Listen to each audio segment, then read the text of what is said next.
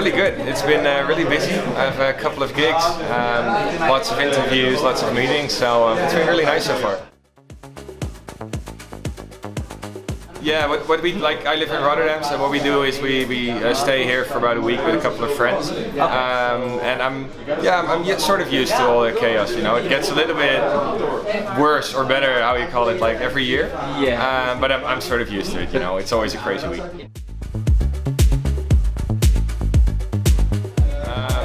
The biggest difference since I started is, I think, just social media. I mean, when I started playing, I was playing, you know, vinyl with like big bags every weekend, and there was no social media. You didn't post any pictures. You just, you know, you went to your gig and you went home the next day, and that was it, sort of. And now it's as if you're constantly in the picture, so you have to keep up to date with your socials. You're even playing from a medium that offers all this interconnectability with the internet and with, you know, social stuff. So that has changed a lot, I think, in these past years.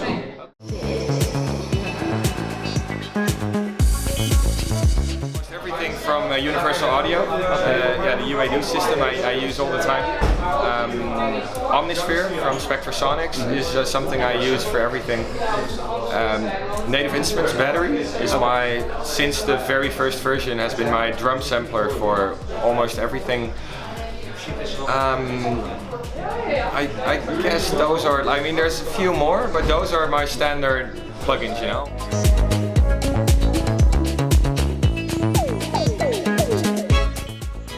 Right now my modular synthesizer, I started with that about a year and a half ago, and I thought I would start small and, you know, bought a small case, and 1 year later it's like this big and extended. You expanded with modules or something? Yeah, it's that's been my biggest, gives me a lot of inspiration as well. It's just very fun to sort of tweak and just like put the cables, you know, and it's a lot of fun working like that.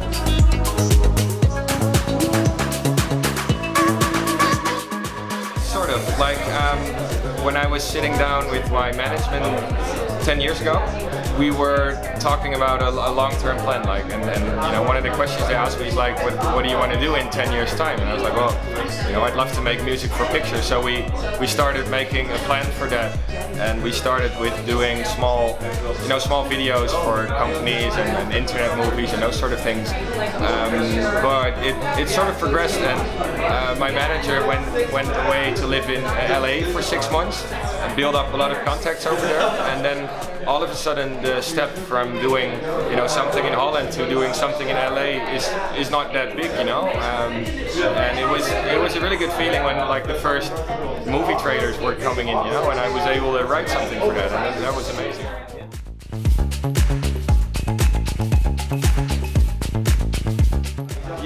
I felt the pressure was higher for a couple of years, because it's like you have a big hit record and then everybody's saying like, oh, you got to do that again, you know, let's make another one, and so you make another one, but usually it's like just a little bit less good, you know, and that's an issue. Like, you want to get over that track, but at the same time you don't want to do completely the same thing, you know. So I struggled with that for a little bit. And then I didn't release any music in 2016. I just let it go for a while, and I started writing new stuff and just, you know, go with my flow. And ever since then, I feel like it's getting better again. Like I'm having no issues starting new tracks. I'm not trying to make it into this kind of song or that kind of song. I just make something and I see where it goes, and that's been really helpful for me.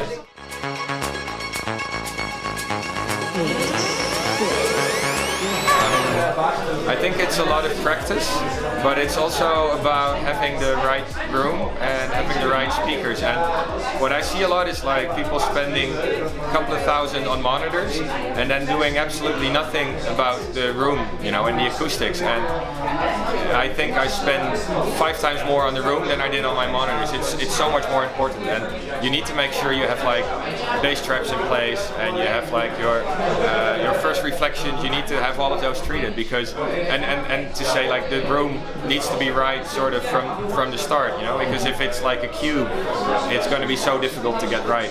And I feel like once you have the room and the speakers in order, everything else will come naturally, you know, just by listening to tracks that you really like and then going back and forth and thinking like, how does he do his hi-hats, you know, maybe I should push them up a little bit.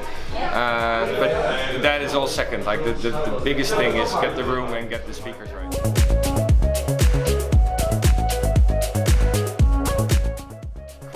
Tracks are always aiming to get better, so that's something I'm always trying for. But in my workflow, I'm definitely like I do a lot of clicking, you know. So if I want to make the notes longer, I go like edit, MIDI, length, and so I'm trying to make a touch interface right now with like Touch OSC on an iPad and get all of those things programmed into macros. All the shortcuts. Yeah, like all the shortcuts I use, but also I work in Cubase, and I recently found out through Tom, like Junkie XL's videos, that you can actually hide lots of channels and show them with macros, you know, if you program those. And so what I'm trying to do now is automate that into macros and then put them on the touchscreen, so it becomes so much easier to get the right view when you want it, you know, because sometimes you have 100 tracks and it becomes really hard to find what you want, you know? So those are the things I'm trying to work on right now.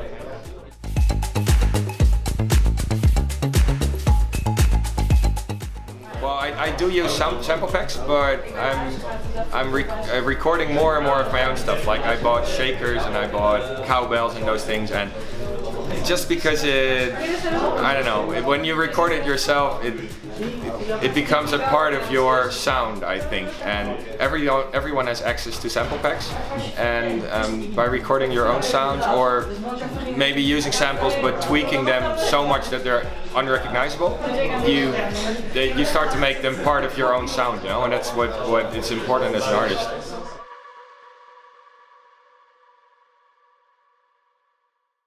Clubs.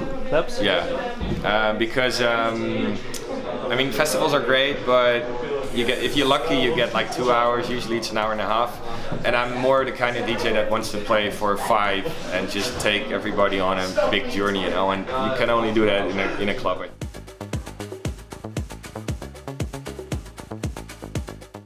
No, in 2017, because yeah, people always say like the past is better, but I don't necessarily agree. I like the level of technology that we use nowadays. I definitely don't miss carrying big bags of vinyl around and records that like skip all over the place. And so yeah, I mean, not everything is better today, but generally I like it a lot more than before.